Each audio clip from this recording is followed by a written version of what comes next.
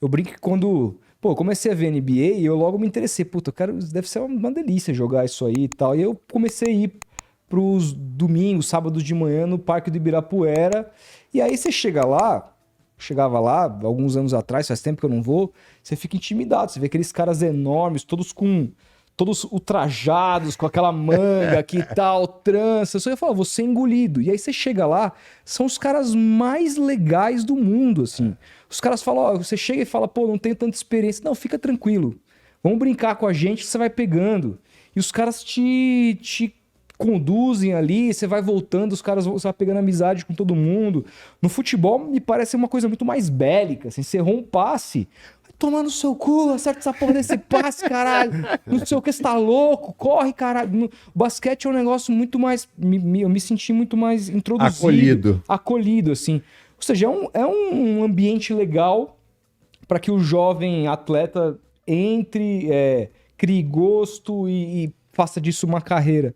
Porque hoje a gente viu uma seleção que foi melhor, pelo menos no último jogo, nos últimos jogos, em termos de qualidade, a gente vê algumas coisas promissoras. Gostei muito do Iago, por exemplo. Sim. Mas a gente está muito distante, a gente já teve muito mais jogadores na NBA do que a gente tem hoje. Hoje não tem nenhum. Então. Depois de 21 anos... Pois é. Por quê?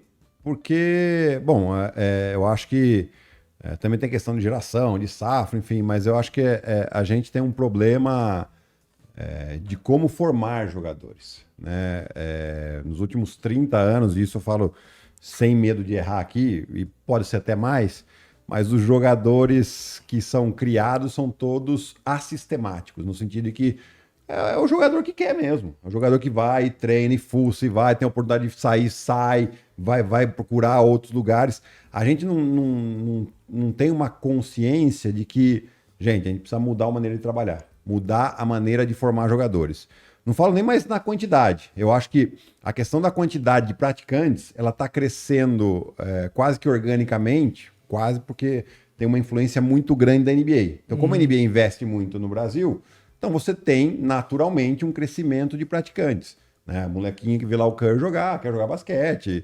Mas aí, o que você faz com essa quantidade de praticantes? É como você treina esses garotos. E isso é onde a gente precisa melhorar. A gente precisa que a gente tenha mais jogadores sendo formados de maneira sistemática. Ou seja, você ter mais ou menos ali todo mundo trabalhando de uma certa forma, principalmente na base, muito mais com o objetivo de se formar jogadores do que de ganhar campeonato de base. Né? Ganhar campeonato de base, beleza. Eu falo aqui tranquilamente. Eu ganhei todos, sem exceção da base. Né? E hoje eu falo pra você. Serviu do quê? De nada. O que serviu pra mim foi a hora que eu tinha sempre a possibilidade de jogar numa categoria mais velha, treinar mais, ter um técnico que me treinasse fundamento, que me fizesse olhar aquilo que eu precisava melhorar para eu continuar crescendo. Então é muito mais um problema de como a gente treina do que ter uma quantidade de praticantes. Eu acho que o Brasil ainda está derrapando um pouquinho nisso. Entendi. Você vê uma coisa assim, até na Copa do Mundo de rugby, né? Aí o pessoal fala assim, pô, a Argentina é aqui do lado, por que os argentinos são tão bons no rugby e a gente é tão irrelevante? Cara, vai numa escola na Argentina pra você ver. Com 8 anos de idade, os molequinhos estão brincando de fazer scrum. Né? Que é o... Estão brincando de fazer isso. Né? E aí aparece um lá, vai jogar no clube, aí você tem técnico pra tudo quanto é lado, que é o que o Gui tá falando, e aí você descobre um talento e vai. Né? E a gente no Brasil... Quantidade de tenista que tem na Argentina comparado com o Brasil. A gente não consegue produzir mais craque de futebol. A nossa seleção de futebol hoje, assim, não dá pra falar que o Brasil é irrelevante no futebol, porque não é. Mas o Brasil não é mais protagonista. Não é. Né? Pô, a gente foi jogar agora com o Uruguai, tomamos 2-0 fora o baile. Né? Empatamos com a Venezuela. Antigamente, na geração dos caras que ganharam Copa do Mundo, era 5-0. Né? A gente não consegue produzir mais talento, não é só no basquete, não é só em esporte nenhum. O Brasil tem uma dificuldade muito grande de produzir talento esportivo. E a gente não surfa a onda de absolutamente nada nesse país. A gente não surfou a onda do Guga, A gente não surfa a onda do vôlei, Do basquete feminino, do basquete feminino mundial. quando foi campeão mundial. A gente não pega isso e começa a incentivar que as pessoas joguem e tal. E aí, como o Gui tá falando, você pega um talento e vai trabalhar esse talento para que ele cresça bom e seja um grande jogador, né? Você espera que nasça um cara geneticamente incrível e que você precisa fazer muito pouco por ele, É isso. né? Você precisa fazer muito pouco para que ele seja um grande atleta, né? E esse cara, provavelmente, ele vai ter que ralar muito sozinho, É. né? Para poder ser um cara de relevância mundial, né? Para poder chegar numa Olimpíada e ganhar uma medalha de ouro. Então, há um problema estrutural Total. nessa história toda, né? Não é só a gente não consegue produzir talento, é a estrutura do negócio que tá bem errada, né? E eu acho que é também a gente tem que pensar numa forma de incentivar os treinadores de base, e aí de todos os esportes, a que eles tenham o foco na formação, na melhora do jogador, técnica e fisicamente, né? Porque se o estímulo dele você ganhar o campeonato sub-15 aqui, pô, você ganha, você vai continuar no emprego, ou você vai ganhar uma chance como assistente técnico adulto. Cara, não pode ser esse o parâmetro. Porque o campeonato sub-15 daquele lugar, ele tem aquele nível dele. Então, às vezes, o cara fala, se eu tiver um jogador bom aqui, eu deixo ele fazer o que ele quiser, ele ganha os jogos pra mim, os outros não vai acontecer nada com os outros, mas eu ganho o campeonato. Né? É mudar esse estímulo. Mudar esse estímulo. Olha, se você formar, sei lá, se 3 jogadores do que está no seu time aqui, eles começarem a treinar com adulto, você vai ter uma chance de ser assistente no adulto, ou você vai ter um bônus de 10% do seu salário. Sei lá, cara. Os estímulos, eles têm que ser mudados para esses treinadores. Isso pode servir para qualquer modalidade. Né? Quando a gente mudar o foco para formação e desenvolvimento dos atletas, a gente consegue mudar os resultados também.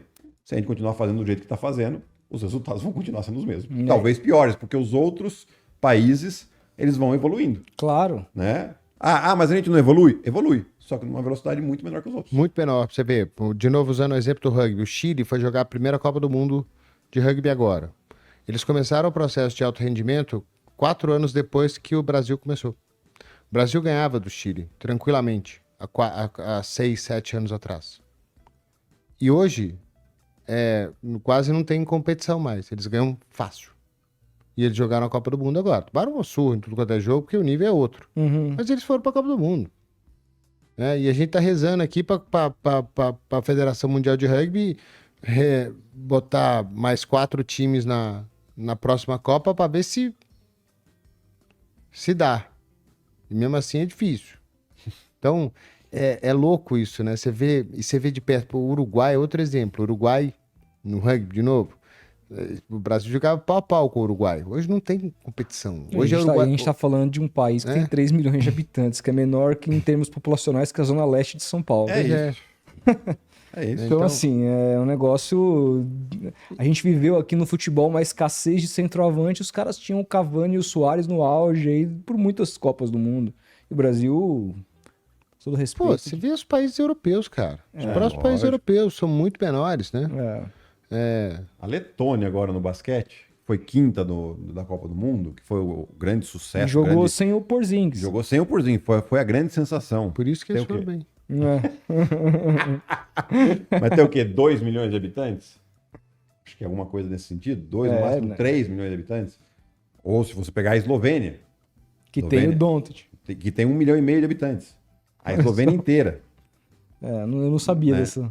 Então, mas ali, tudo bem, aqui a Eslovênia também é um caso, pro basquete é um caso à parte, porque a Eslovênia fazia parte da antiga Iugoslávia. Uhum. E todos esses países têm uma formação de atleta, principalmente no basquete, já de muito tempo, muito forte.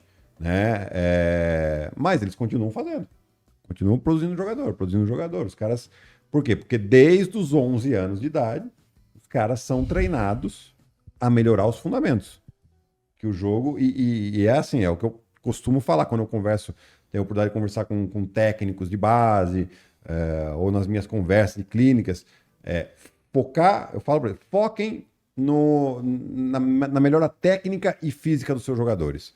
Por quê?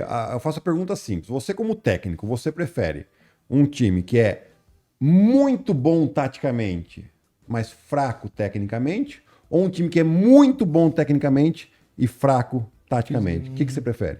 A maioria não, 99% fala, tecnicamente, eu prefiro o time tecnicamente. Pois é. E por que vocês não treinam tecnicamente os caras? Né? Porque muitos técnicos ficam focados, não, vou dar 1h30 de treino tático. Uhum. E de treino técnico, quando você deu? Deu aquecimento. Aí você não vai evoluir. Eu me lembro do Kobe Bryant, que ele dizia aquelas coisas loucas dele, de que ele acordava 4 da manhã para treinar, etc e tal, e que no treino do time dele ele já tinha treinado, comido, dormido de novo, e aí para treinar com os caras e tudo mais. E aí perguntaram para ele, mas o que você treina? Fundamento. O Kobe Bryant. Sim. Que é um dos jogadores mais técnicos que a liga, que o basquete já viu. Ele ia treinar fundamento com 33 anos de idade, acordava 4 horas da manhã. Daí surge a tal da mentalidade mamba, aquelas coisas todas, né? Da origem, ele escreve o livro dele. Mas é um exemplo também, eu sempre estendo pro futebol, porque a gente faz tantos podcasts aqui, 99% a respeito de futebol. Hoje a gente não tem um cobrador de falta no Brasil. A seleção brasileira não faz um gol de falta desde 2014. E a gente teve Marcelinho, a gente teve Nelinho, a gente teve Zico, a gente teve Marcos Assunção, a gente teve tantos especialistas. E aí você pergunta para esses caras, o Juninho Pernambucano, como é que você fez para se tornar um especialista, um dos maiores artilheiros de todos os tempos? Treinamento. Hoje os jogadores ganham muito mais, não querem treinar esse tipo de fundamento, e muitas vezes, quando querem, são barrados pelos técnicos e falam, você vai desgastar seu músculo aí e você não vai conseguir jogar. E aí, nisso, qual é o grande cobrador de falta do futebol brasileiro hoje? Do Campeonato Brasileiro, do futebol brasileiro. Um cara que tem uma falta adversária, aquele sentimento de quando o Rogério ia bater uma falta contra o seu time, aquele sentimento de quando o Marcelinho ajeitava a bola, de falar, pô, fudeu. Não tem mais, cara. Hoje em dia, qualquer cara... Eu falei isso ontem, né? Teve uma falta no jogo do América e Corinthians ontem, teve uma falta pro América no segundo tempo, ali em cima da linha da grande área. Nossa. Aí o Diego, que tava do meu lado, produtor lá, nosso chefe da NFL, falou assim, olha pra televisão e vê o gol do América. Eu falei, mas sem chance. Não tem chance desse cara fazer um gol de falta. Não tem a menor chance. Não faz. Qual foi o último gol de falta que você viu na vida? Aí o cara jogou a bola lá na PQP, pô. É verdade, não tem. É bizarro isso. E acho que dizia muito disso também quando um dos principais cobradores de falta no Brasil era um goleiro.